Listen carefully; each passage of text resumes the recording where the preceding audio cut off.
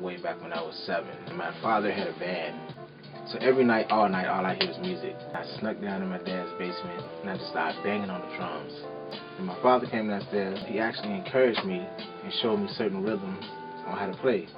I remember when I was 15, I wanted a video game so bad. My father bought me a keyboard. I was very upset.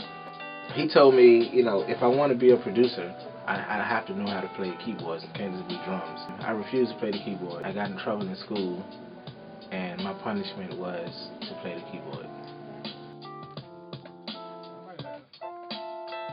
What's crazy is my mother and father had a restaurant around North Side of Richmond. It was a lot of work, and I think that really gave me a small drive of what it takes to be successful in anything that you do. 16 years old, my job was to take the baskets in at Walmart. I was the basket boy. And I'll never forget the day that the supervisor he yelled at me because I wasn't moving the baskets quick enough. And he said to me, hey, if you continue to do this, you can become a cashier, or you can become the guy who takes the stuff out of the trucks. From that moment, I knew this is not what I wanted to do. I knew I had to start my own thing. So I took the really, really hard route. I went to VCU. I spent my refund check on music equipment. And I'm getting a little small studio over North Side in an office building. And it was a corner. And the guy let me use the corner as my studio. So when everybody leave, every night I would come and I would plug all my stuff back up. I would work all through late. Before I left, I had to unplug everything and put it up because it was an office. He charged me like $100 a month. I made a little money by seriously cutting some glass, or the money I might have saved up from my refund check, or doing little things, and then the studio started making me money. So right from that point, now I've become my own entrepreneur. My neighbor, who's my brother's best friend, named Gerard Thomas, he was a lot older than me. So if I was 15, Gerard was maybe 21, 22. He was a music phenom. I mean, he knew the equipment, he knew how to play, he knew how to play drums. He was considered the best thing in Virginia during that time. The crazy thing about it is, he kept telling me then, you're going to be special. So my first trip out to LA, everybody knew who I was. I'm 19, 20. And it was this young guy, we were around the same age, named Rodney Jerkins. We're in the studio. I'm playing my music, right? Everybody nodding their head, loving it. Play his music, and his music was 20 times better than mine. That was the first time that I was outmanned. Beat for beat, he literally crushed my feelings.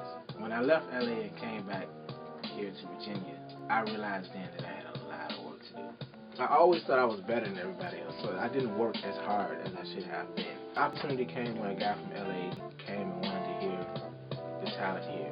Gerard called me. I've been telling him about you. This is your opportunity. This guy is by far, he's a real powerful guy in the music industry. Well, he was then. I was 18, going on 19. It was the first time I ever worked in front of somebody who was A-list in the music business. The guy sat in the chair, and I had to sit in front of the keyboards, and I had to make a beat. And within 10 minutes, I made one record. He was very impressed. He wanted to see if there was beginner's luck. So I had to make another one, and then another one. He told me then, for my age, I was very advanced in what I can do. And that gave me a huge boost to my career.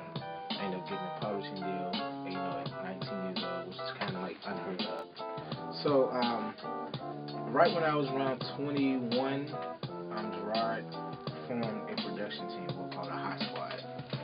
It was a positive and a negative about being a young kid. Here's the negative side. I was a young kid, so there were times when we went out to LA and they would tell me I was too young to go into the studios. So the 3 guys would go in the studio and I would literally have to sit in the car for hours. I could have quit, honestly, because it was that bad for me. You'll be sitting in the car for 9 hours. But the positive is I've learned so much from them. So me having them as a team really boosted me as a producer and a songwriter to the point that where I'm at now. after I did the thing with the Hot Squad, everybody kind of went their own ways. I remember being at a place of loss, confused. I didn't know where to go, to be honest. So something hit me, and I was like, you know what, I could do this. I'm going to start my own company.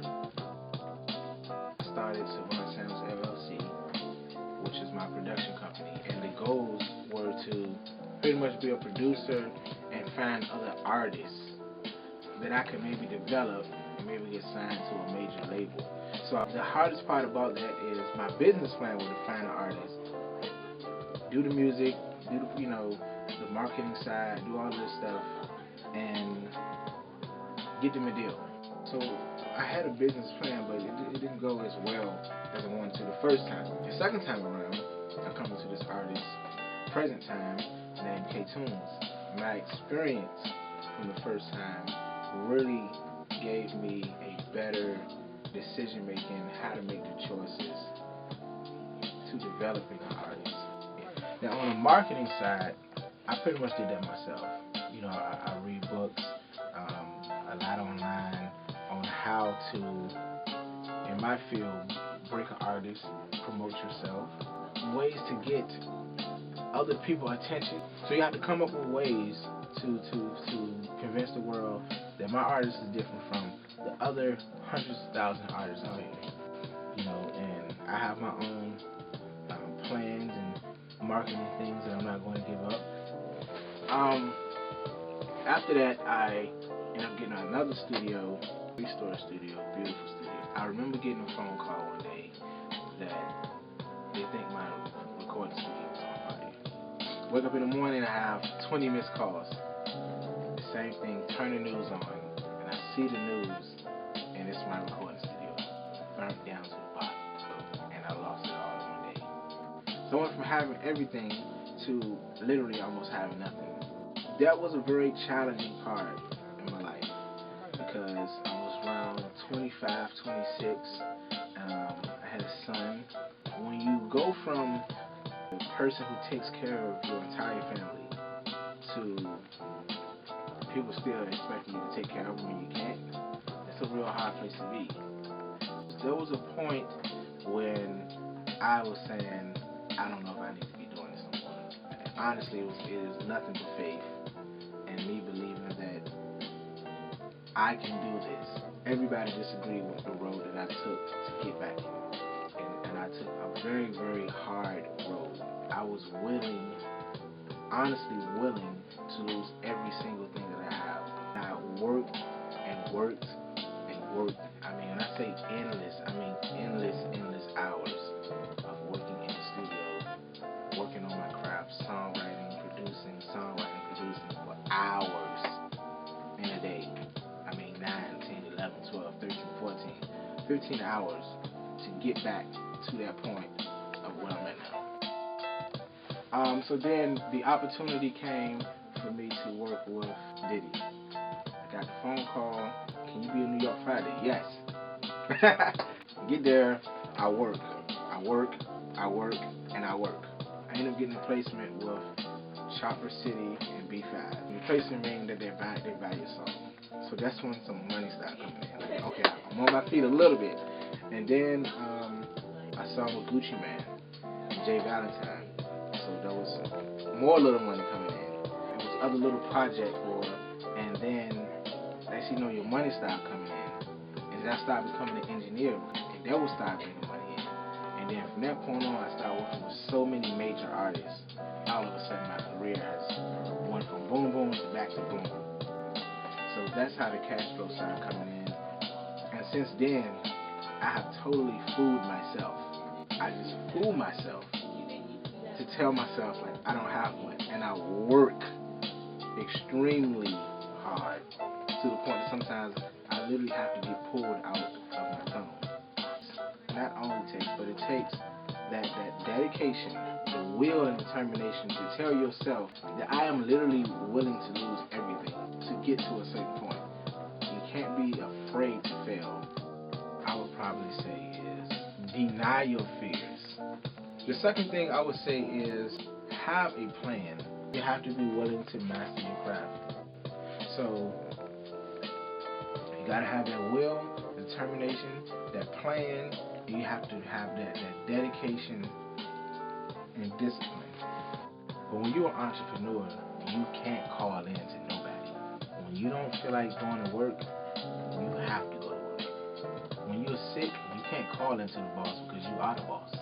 And I think what people don't understand when they become entrepreneurs is that there are a lot of lonely nights. There are a lot of moments when you probably say to yourself, why am I doing this? Is it worth it? Should I quit? Music is something that I've been doing since I was 7 years old. From music, I plan on doing a whole lot of other things. Motivational speaking, reaching out a lot to the youth, providing avenues and ways to try to convince people that you really can be whatever you want to be. You know, it's just one of them things that you have to look inside yourself and say, I can do this. God has me here to find my path, which is music. But when I get to that certain point, I think He's going to branch me out to do so many other things. So, retiring, never. A continued journey, yes.